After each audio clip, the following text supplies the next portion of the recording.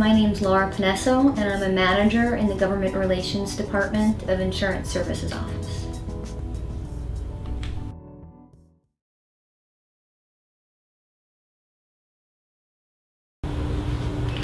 Well, that's actually a pretty tough question.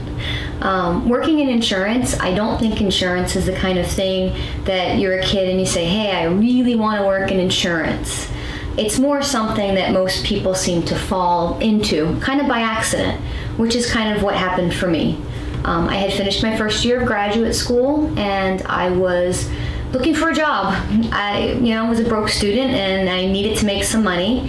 And with my undergraduate degree in math, insurance data analysis seemed like a reasonable opportunity. So I started as a data analyst, and it turned out I really liked the work and was pretty good at it too. So that's kind of how I ended up in insurance. In terms of the position I'm in now, that was a little bit more calculated.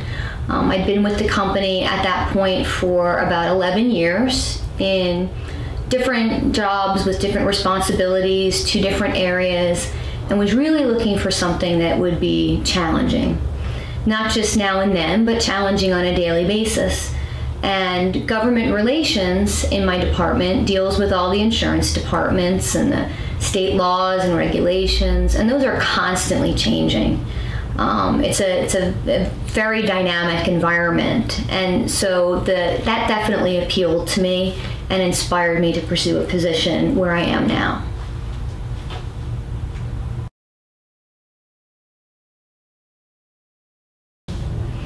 Okay, some of the obstacles I think are the same as anyone has when starting out their career. You start at the bottom, the work's not real interesting, you think it's pretty boring. At that point, I think my dad gave me some great advice. He said even interesting jobs are boring most of the time, and that certainly gave me some perspective early on when the work wasn't interesting. So that was definitely an obstacle. Working for that next promotion, doing the best I could every day, waiting for that annual review, being patient, I think was a difficult obstacle in the beginning. And those are things that I think everybody faces early on in their career. Further along in my career, I think the biggest obstacle or difficulty that I had to overcome when my daughter was born 13 years ago was learning to balance those two things. Fortunately, I was able to work part-time for about the first 2 years, which certainly helped in that balancing act. But pursuing a career while at the same time trying not to shortchange your husband and children at home can be a very difficult balancing act, especially when faced with job opportunities that may not work with that, and having to either turn them down, or in one case, one position I was in required a lot of after-hours work, a lot of travel, which was just not conducive to that balance, and so I looked for other opportunities within the company at that point. But that certainly has been an obstacle along the way.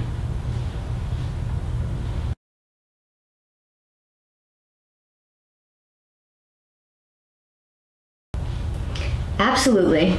What might be surprising is I think that most of those challenges I faced during my college years. I went to New Jersey Institute of Technology, which at the time was probably 75% male, and I was in the applied math program, which was probably even a greater percentage male.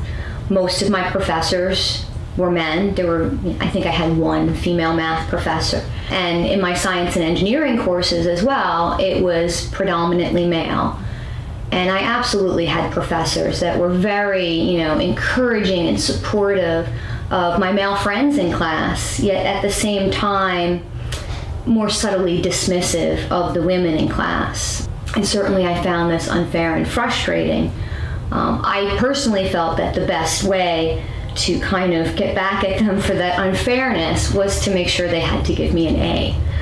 So I definitely encountered that. I had one professor ask me if I planned to work after college, which was extraordinarily frustrating. But again, he had to give me an A, and I went on to have, I think, a very good career. So That seemed to be the best revenge to me.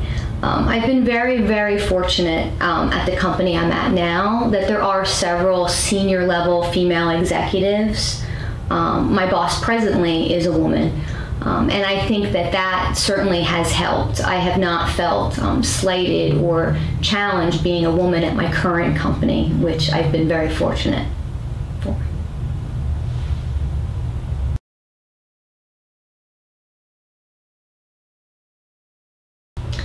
I think the two biggest female role models in my life have been my mother and my grandmother, for similar but yet slightly different reasons. My grandmother, of course, grew up during the Depression. She did go to college and became a teacher, and it was a career that, of course, she had to give up when she had her 4 children. Not having the options that we have now with, daycare and flexible work schedules and things like that. And I think it was always something that she regretted, that she hadn't been able to pursue that career as much as she had wanted to. She did return to work when her youngest was, I think 3rd or 4th grade, and enjoyed working. And she always told me, every woman needs a career. You need to have something that's yours. And that was certainly advice that I took to heart.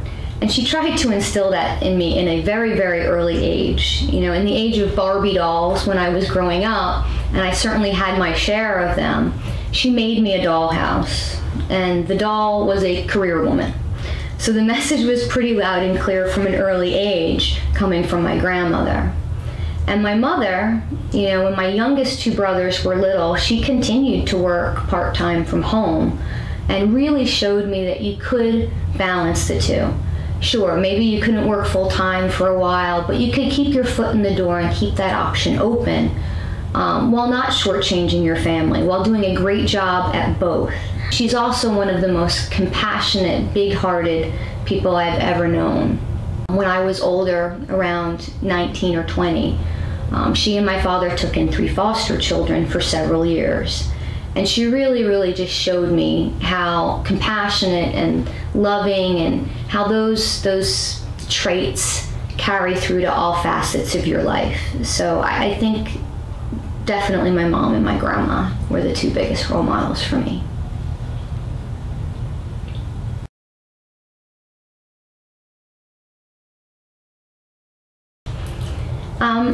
I think advice on this one comes kind of in 2 different flavors. In terms of insurance, if insurance is something that a woman determines she wants to pursue, I think that there's really 2 things that she can do to help in advancing that career. One is to pursue some professional education. Early on in your career, I waited quite a long time to do that. And certainly that's been somewhat of a challenge for me along the road. Once children, career, you get busy and it can be tough to do. So I would say pursue professional education. There's things like chartered property casualty underwriter and other designations depending on the field of insurance that you're in that can certainly help in advancing your career and solidifying your insurance knowledge early on. In addition, follow insurance issues in the media. We see these things all the time, most recently ride sharing, things like Uber, and there's other companies that do it. And there's certainly been articles in the regular local paper about the insurance challenges faced by these new technologies. And I think that following those kinds of things can help connect the real world to the work you're doing on a daily basis and really give you a much broader perspective that ultimately helps you in your career. Outside of insurance specific, I think there's 2 things that really help in any career. One is patience. You're going to start in an entry-level position and it's going to be boring and you pay your dues like everybody else. And I think too often people think, I've been here 2 years, I should be promoted because I've been here for 2 years. And you really just need to keep doing the best job you can on a day-by-day basis. And if you do that, those promotions will come and that advancement will come, but you need to have some patience with it. The other thing is advocate for yourself. I know I personally had a really difficult time with this early on. You'd be asked to contribute to your annual review. be like, well, I can't say nice things about what I did. That's not the right thing to do. But you can do it in an objective way that reminds your supervisor of all those things she may have forgotten over the course of the year, and gives you an opportunity to put your best foot forward again. And so don't be afraid to advocate for yourself, to stand up for yourself and say, hey, remember I did this? That was good. So I think those are just two general things that are helpful really in any career.